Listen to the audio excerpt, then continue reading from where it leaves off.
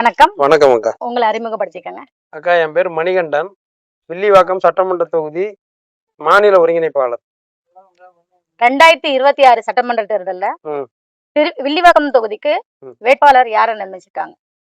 2026 சட்டமன்ற தேர்தலில் அண்ணன் ரோஷினின்னு ஒரு சமூக சேவையை ஒரு அறக்கட்டளையுடைய நிறுவனர் அவங்கள அண்ணன் அறிவிச்சிருக்காங்க. அருமையான வேட்பாளர். எங்களுக்கு அறிவிச்ச வேட்பாளர் வெகு சிறப்பான வேட்பாளர். காலையில நாங்க ஒரு டைமிங் சொன்னோம் அப்படின்னா அந்த டைமிங் கரெக்டா வந்துடுறாங்க. காலையில இன்னைக்கு 8 மணிக்கு ஆரம்பிச்சோம். 8 மணிக்கு ஆரம்பிச்சு இது வரைக்கும் ஓய்வே எடுக்கல. தொடர்ந்து கட்சியினுடைய எல்லார் இல்லத்துக்கும் சென்று இந்த மக்களின் மாநாட்டு அழைப்புதல் கொடுத்து அழைச்சிட்டு வரோம். எங்கேயுமே அவங்க சோர்வு எடுக்கல. நாங்க தான் சொன்னோம் கொஞ்சம் ஓய்வு எடுத்துட்டு வரலாம் அப்படின்னு சொன்னோம். ஆனா இல்லைண்ணா நான் முடிச்சிடலாண்ணா அப்படின்னு சொல்றாங்க. அப்போ அவங்க உழைக்க தயாரா இருக்காங்க. அவங்கள நாங்க அந்த உழைப்பை பயன்படுத்திக்கணும். வேட்பாளர் களத்துக்கு வராங்களா? வராங்க. களத்துக்கு வரும்போது மக்கள் வைக்கிற கோரிக்கையை கேக்குறாங்க. அதுக்குண்டான தீர்வு என்ன சொல்றாங்க? அதாவது மக்கள் என்ன குறைய கேக்குறாங்களோ அந்த குறைக்கு ஏற்ற மாதிரி அவங்க நான் வந்தா இதெல்லாம் செஞ்சு தருவேன் அந்த ஒரு வாக்குறுதி கொடுக்குறாங்க. மக்களோட மக்களாக நிக்கிறாங்க. இந்த வேட்பாளருக்கு உங்களுக்கு திருப்தியா இருக்கா? எங்களுக்கு முழு திருப்தி.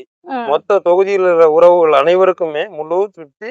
நாங்க அவங்கள வேட்பாளர் அறிமுகத்துக்கு அப்புறம் இது ஸ்டிக்கரு அது எல்லாமே நேற்றே ரெடி பண்ணி எல்லாம் நம்ம கட்சிக்காரங்க வாகனத்துல எல்லாமே ஒட்டிட்டோம்.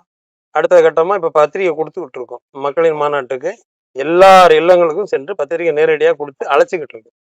அந்த நிகழ்வுல நம்ம கட்சியினுடைய தம்பி ஒருத்தர் இன்னைக்கு ஒரு 150 நபர்களுக்கு இலவச அதாவது உணவு ஏழை எளிய மக்களுக்கு வேட்பாளரை வச்சே வழங்கினார். இன்னைக்கு மதியம். சிறப்பு. அந்த மாதிரி ஒவ்வொரு தம்பிகளும் உற்சாகமா வேட்பாளர் வரும்போது இதெல்லாம் செய்யும் போது எங்களுக்கே ஒரு அதாவது முழு திருப்தி ஏற்படுது. இந்த மாதிரி பரவாயில்ல, தம்பிங்க எல்லாம் இறங்கி இந்த மாதிரி வேலை செய்யறாங்க. அப்போ அப்படி இருக்கிறப்போ இன்னும் மேலும் மேலும் ஊக்கப்படுத்துற மாதிரி ஆகும். வேட்பாளருக்கும் ஊக்கம் வரும், எங்களுக்கும் எங்களை போன்றவர்களுக்கும் வேலை செய்யற களப்பணியாளர்களுக்கும் ஊக்கமா இருக்கும். வில்லிவாக்கம் சட்டமன்ற தொகுதியில வெற்றி வாய்ப்பு எப்படி இருக்குன்னு நினைக்கிறீங்க? அதாவது இன்னைக்கு இந்த வேட்பாளர் எல்லாருக்கும் பரிச்சயம் ஆயிட்டாங்க. உலக தமிழர்கள் முதற்கொண்டு எல்லாருக்கும் பரிச்சயம் ஆயிட்டாங்க. இது இந்த உழைப்பு எங்களால முழுமையா கொடுக்கப்படும். அந்த வெற்றி வாய்ப்பு நாங்க எதிர்பார்க்கிறோம். வெற்றி வாய்ப்பை தான் எதிர்பார்க்கிறோம். வணக்கம். சகோதரி, உங்களை அறிமுகப்படுத்திக்காங்க. நான் வில்லிவாக்கம் தொகுதி மாநில ஒருங்கிணைப்பாளர் இருக்கேன். என் பேர் சாந்தி. வில்லிவாக்கம் சட்டமன்ற தொகுதியோட வேட்பாளரை பத்தி உங்களோட? எங்க வேட்பாளர் சகோதரி ரோஷினி. அவங்க ஒரு சமூக சேவகர், சிறப்பா பணியாற்றிட்டு இருக்காங்க.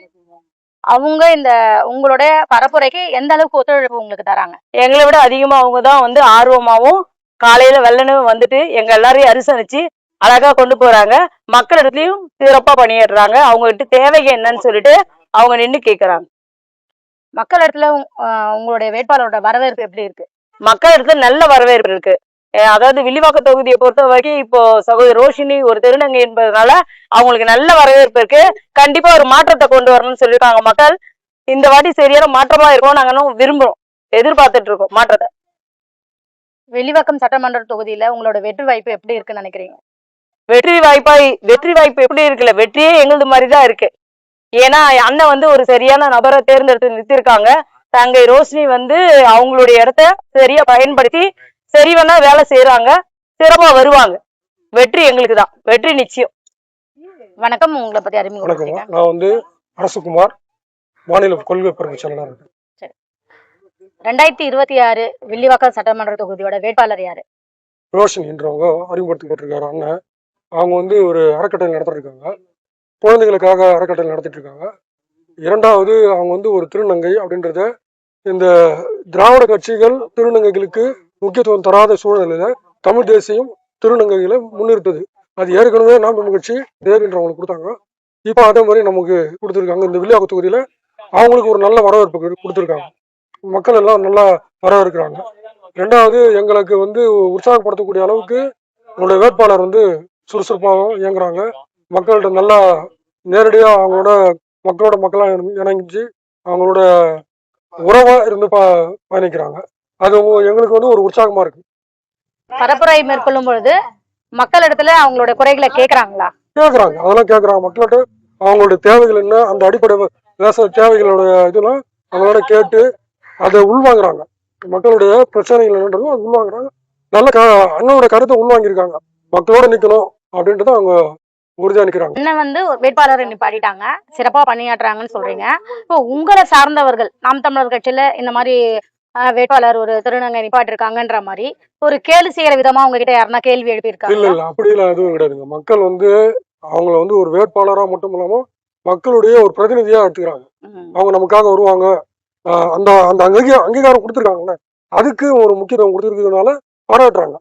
அதெல்லாம் யாரும் வந்து கேள்வி கிண்டல் எதுவும் பண்ணாங்க. இந்த தொகுதியில இது வரைக்கும் இருந்த வேட்பாளர்களை விட இப்போ நாம் தமிழர் கட்சிக்கு கிடைக்க வந்த வேட்பாளர் வந்து ஒரு நட்சத்திர வேட்பாளர்.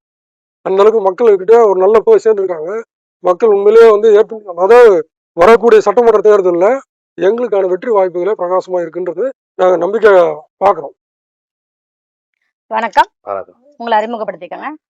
என்னுடைய பேர் வந்து ஓவியர் சாலமன். நான் வந்து நாம் தமிழர் கட்சி கலை இலக்கிய பாசறை மாநில ஒருங்கிணைப்பாளராக இருக்கேன். 2026 வில்லிவாக்கம் சட்டமன்ற தொகுதியோட வேட்பாளரை பத்தி உங்களோட கருத்து என்ன?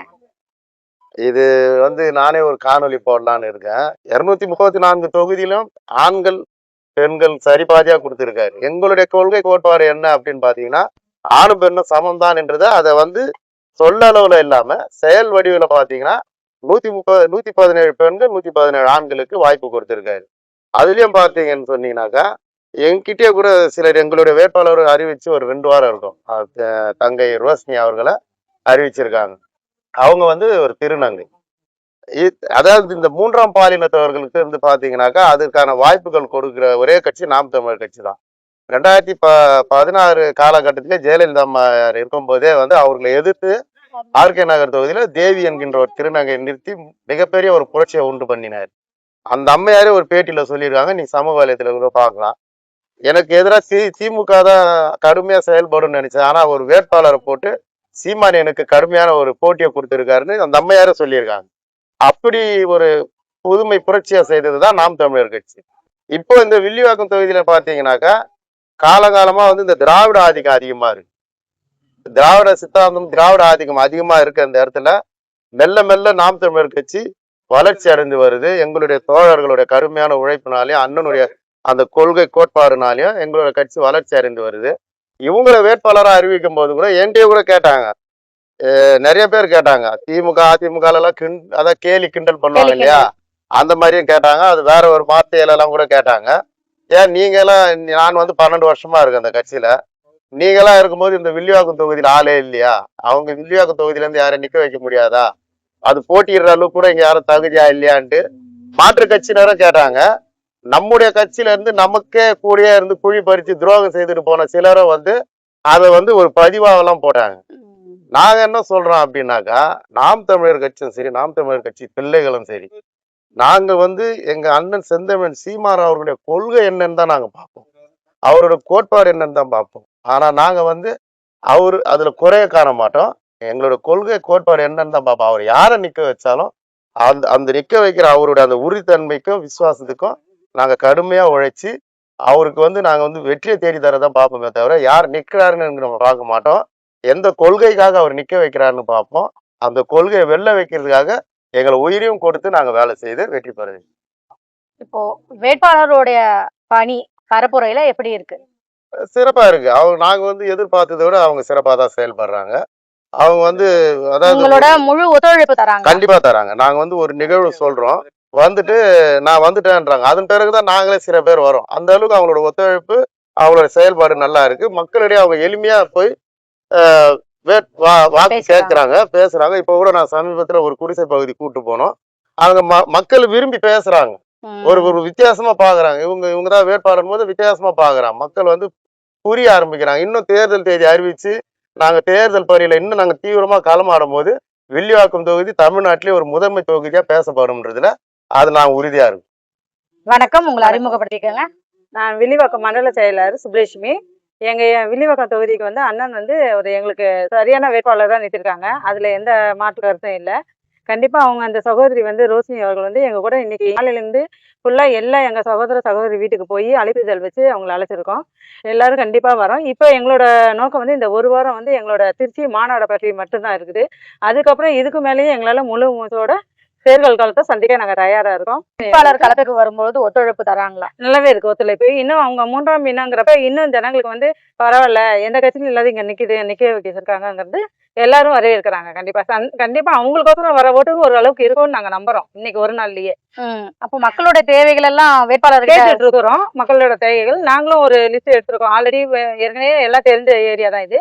எடுத்துருக்கிறோம். இன்னும் மக்கள் குறைகளையும் நாங்க கேட்டுட்டு இருக்கிறோம். அதுக்கு உண்டான பரிசீலனை எடுத்து அடுத்த இதுக்கு கண்டிப்பா அவங்க இப்ப நீங்க ஒரு பகுதியில போகும்போது அடிப்படை தேவை இந்த பகுதியில இருக்கா இல்லையான்னு உங்களுக்கு தெரியும். ஏன்னா நீங்க இங்க வசிக்கிறீங்க. ஆமா தெரியுது. அப்ப அதை முன் வச்சு நாங்க வெற்றி பெற்று வந்தோம்னா இதை எல்லாத்தையும் நாங்க செஞ்சு தருவோன்றத நீங்க வேட்பாளர் வச்சு முன் வச்சு பேசுறீங்களா? எப்படி? நாங்களே சொல்லுவோம் எங்க வேட்பாளருக்கு. ஏன்னா அவங்க இது வந்து பொது இடம், எங்களுக்கு தெரியும். எங்களோட சகோதர சகோதரி எல்லாருமே நாங்க சொல்லியிருக்கிறோம். அதை வச்சு அந்த ஏரியால என்ன முக்கியத்துவமோ அதுக்கு உண்டான இதை நாங்க எடுப்போம். அண்ணன் முன்ன கொண்டு வந்து நிறுத்தி எப்படி நீங்க பரப்புரைக்கு வரீங்க? நீங்க வந்துதான் ஆகணும்ன்ற மாதிரி நிர்பந்தம் உங்களுக்கு இருக்கா? எல்லாருமே விருப்பப்பட்டு வந்தது. யாரும் கூப்பிட்டு வர்றேன் வரல அப்படி இல்ல. ஒரு சகோதரர் முடியல அப்படின்னா அவர் உடனே எங்களுக்கு சொல்லுவாரு, எனக்கு உடம்பு சரியில்லை வரல அப்படிங்கிற அளவுக்கு ஒரு சொந்தமா தான் நாங்க நடந்துட்டு இருக்கிறோம். ஒரு கட்சி இதுல வந்து காசு கொடுத்து வரணும் அப்படிங்கறதெல்லாம் கிடையவே கிடையாது. அவங்கவுங்க செலவு பண்ணி ஒரு சகோதரர் டீ வாங்கி கொடுத்தாருன்னா இன்னொரு சகோதரர் தண்ணி வாங்கி கொடுத்துருவாரு. அப்படிதான் எங்களோட பரப்புரை போயிட்டு இருக்குது. நாங்க எதையும் எதிர்பார்த்து வரல. எங்களோட முழு விருப்பத்தோட தான் வந்திருக்கோம் எல்லாருமே. பரப்புரை முடிஞ்சு போன பிறகு உங்களுக்கு ஏதாவது நிதி மாதிரி ஏதாவது கொடுத்து அனுப்புறாங்க? இல்ல அதெல்லாம் கிடையாது. நீங்க கேட்பீங்களா? நாங்களும் கேட்க மாட்டோம். நாங்களே விருப்பப்பட்டு தான் வந்திருக்கோம். அது வேண்டாம் தானே நாங்க இங்கேயே வந்திருக்கிறோம். அந்த மாதிரி கட்சிகளை வேண்டாம் தான் நாங்க இந்த கட்சிக்கே வந்திருக்கிறோம். இதுதான் எங்களோட. உங்க குடும்பத்துல உங்களுக்கு எப்படி ஒத்துழைப்பு தராங்க இந்த மாதிரி நீங்க அரசியல்ல சார்ந்த ஒரு பணி செய்யறதுக்கு? நான் இதுவரை எந்த அரசியலும் இல்ல, எந்த இதுலயும் இல்லை. எனக்கு பிடிச்சது ஓட்டு போட்டோம். அப்பா சொன்னாங்க ஓட்டு போட்டோம், வீட்டுக்காரர் சொன்னா ஓட்டு, அந்த லெவல்ல இருந்தது. இப்ப நானா எனக்கு முடிவு எடுத்து இந்த கட்சிக்கு நான் ஆசைப்பட்டு வந்திருக்கேன். எனக்கு பொறுப்பும் கொடுத்துருக்காங்க. போன தேர்தலும் கூட என் ஃப்ரெண்டு கூட நின்று நான் களை பணியாட்டினேன். அதனால எங்களுக்கு பிடிச்சி வந்ததுனால கண்டிப்பா எங்க ஃபேமிலியும் இது சப்போர்ட் பண்றாங்க. உங்க குடும்ப ஒத்துழைப்போட தான் நீங்க அதனாலதான் இங்க வந்து நிக்க முடியுது. இன்னைக்கு ஞாயிற்றுக்கிழமை இன்னைக்கு வந்து நிக்கன்னா கண்டிப்பா குடும்ப சப்போர்ட்டோட தான் நாங்க வந்திருக்கிறோம். நாம் தமிழர் கட்சியின் வேட்பாளருக்கு வெற்றி வாய்ப்பு எப்படி இருக்குன்னு நினைக்கிறீங்க? நாங்க 100% நம்புறோம். 1% கூட குறைவு கிடையாது. 100% அவங்களுக்கு வெற்றி வாய்ப்பு வைக்க வேண்டியது எங்களோட பொறுப்பு. சிறப்பா களம் காணுங்க. வெற்றி பெற வாழ்த்துக்கள். தேங்க்யூ. வணக்கம். வணக்கம். உங்களை அறிமுகப்படுத்திக்கங்க. என் பேர் சவுந்தர வடிவேல், வில்லியாக தொகுதியில் இருக்கிறேன். தமிழ் மிர்ச்சி பாசறை மாநில பொறுப்புல இருக்கேன். வேட்பாளருடைய ஒத்துழைப்பு எப்படி இருக்கு? மிக சிறப்பா இருக்கு. ஒரு நேரம் குறிப்பிட்டாங்கன்னா அந்த நேரத்துக்கு 10 நிமிடம் முன்னதாக வந்துடுறாங்க. இந்த தொகுதி உறவுகள் வர்றதுக்கு முன்னாடி அவங்க தயாரா நின்றுறாங்க. நேரம்லாம் ரொம்ப கரெக்டா பாக்குறாங்க, கரெக்டா வந்து ஒத்துழைப்பு கொடுக்குறாங்க. இன்றுதான் பிரச்சாரத்துல ஆரம்பிச்சிருக்கோம். மாநாட்டுக்கு கூப்பிடுறதுக்காக எல்லாத்தையும் அழைச்சி பேசணும். சிறப்பா ஒத்துழைப்பு கொடுக்குறாங்க. பொதுமக்களும் எங்களுக்கு நல்ல ஒத்துழைப்பு கொடுத்துருக்காங்க. மாநாட்டுக்கு பெருந்திரளா வர்றோம், குடும்பத்தோட வர்றோம். எந்த கட்சியும் இந்த மாதிரி மாநாட்டுக்கு ஒரு பத்திரிகையை வச்சு எங்களை வாங்கன்னு கூப்பிட்டது இல்லை. நாம் தமிழர் கட்சியில மட்டும்தான் ஒரு பத்திரிகை வச்சு ஒரு குடும்ப உறவா எங்களை அழைக்கிறாங்க. கண்டிப்பா நாங்க வர்றோம்னு பொதுமக்கள் சொல்லியிருக்காங்க. அதுவும் வேட்பாளரே முன்ன வந்து அதை அழைப்பு ஆமா, கண்டிப்பா. எந்த கட்சியிலயும் வேட்பாளர் வந்து இப்படி கூப்பிட்டது கிடையாது. இந்த கட்சியில தான் நம்ம உறவா நினைச்சு கூப்பிடுறாங்க. நாங்கெல்லாம் கண்டிப்பா குடும்பத்தோட வர்றோம். ஒருத்தர் வர்றோன்ற வீட்டுல இப்போ 4 பேர் 5 பேர் வர்றோம் அப்படின்னு சொல்லியிருக்காங்க. பொதுமக்கள் சொல்றாங்க. நீங்க ஒரு பகுதிக்கு போகும்போது முன்கூட்டியே வேட்பாளர் உங்களுடைய பொறுப்பாளர்களை கூப்பிட்டு அந்த பகுதியில என்ன தேவை, அடிப்படை தேவை இருக்கு, இல்ல என்ன பிரச்சனையை களையணும் அப்படின்ற மாதிரி கேட்டுட்டு அந்த பகுதிக்கு பரப்புரை போவாங்களா எப்படி? ஆமா, இது சகோதரி வந்து அவங்களே நேரடியா பார்த்து கேட்டாங்க. ஒரு பரப்புரை நான் வர்றோம் அப்படின்னா அந்த தொகுதியில் என்னென்ன பிரச்சனைகள் இருக்கு, மக்களுக்கு எதெல்லாம் சரிப்படுத்தணும் அப்படின்னு சொன்னீங்கன்னா நான் வந்து நேரடியா மக்கள்கிட்ட பேச சரி பண்ணி தரேன் அப்படின்னு சொல்லிட்டு மக்கள்கிட்ட சொல்றாங்க. நேரடியா உங்க பகுதியில் இந்த பிரச்சனைகள் இருக்கு நான் தெரியுமா, நான் உங்களுக்கு பண்ணி தர்றேன், எனக்கு வாய்ப்பு கொடுங்க அப்படின்னு பேசியிருக்காங்க. எல்லார்ட்டையும் மாநாட்டுக்கு வாங்கன்றதையும் முன்னிலைப்படுத்தியிருக்காங்க. எங்க தொகுதியில இருக்க பிரச்சனைகள் எல்லாத்தையுமே வேட்பாளர் கேட்கறாங்க. நாங்களும் இந்த தொகுதியில இந்த பிரச்சனைகள்லாம் இருக்கு, இந்த இடத்துல உள்ள பிரச்சனைகள் இருக்கு சொல்லியிருக்கோம். அந்த பகுதிக்கு போகிறதுக்கு முன்கூட்டியே உங்களை கேட்டுறாங்க. ஆமா, முன்கூட்டியே கேட்டுறாங்க. நாங்க எந்த பகுதி போறோமோ அதுக்கான குறைகளை சொல்லிடுறோம். அவங்க மக்கள்கிட்ட பத்தி பேசுறாங்க. பேசி அதுக்கான விளக்கத்தை மக்கள்கிட்ட கேட்டு வாங்கிக்கிறாங்க. குறையை நீ தீர்த்து வைக்கிறான்னு சொல்லியிருக்காங்க. வணக்கம். வணக்கம்மா. உங்களை அறிமுகப்படுத்திக்கங்க. என் பேர் ராதாகிருஷ்ணன், சதர்ன் ரயில்வேல ஜேஇஆர் ரிட்டையர் ஆன எலக்ட்ரிக்கல் டிபார்ட்மெண்ட். சொல்லுங்க மேடம். நாம் தமிழர் கட்சிக்கு வர காரணம் என்ன? அவருடைய தமிழருக்காக முன்னேற்றமான பேச்சுக்களும் அவருக்குடைய செய்யக்கூடிய செயல்பாடும் தான். அதை தான் என்னை ஈர்த்தது. ரயில்வேல கொண்டாடணும்னு சொல்லி நான் எண்ணினேன். ஆனா நான் ரிட்டயர் ஆயிட்டேன். அதனால என்னால கொண்டாட முடியல. அதுக்கப்புறம் என்ன கட்சியில இணைச்சிட்டாங்க. அதுக்கப்புறம் அதுல பயணிக்கிறேன். ரோஷினி அவங்க ம். இப்பதான் அறிமுகம் ஆயிருக்காங்க. நல்லா ஒர்க் பண்ணணும். ஏன்னா அவங்களுடைய நம்பிக்கை எங்களுக்கு இருக்கு. நல்லா ஒர்க் பண்ணாங்கன்னு தெரியுது. பரப்புரையில அவங்களோட ஒத்துழைப்பு எப்படி இருக்கு? நல்லா இருக்கு. நாங்களும் கூட இருந்து செய்யறோம்ல. ம். அதனால நல்லபடியா செய்வோம். இப்போ ஒரு விஷயத்தையும் அந்த தொகுதியில இருக்கிற பொறுப்பாளர்கிட்ட அவங்க கலந்து யோசிச்சு பண்றாங்களா?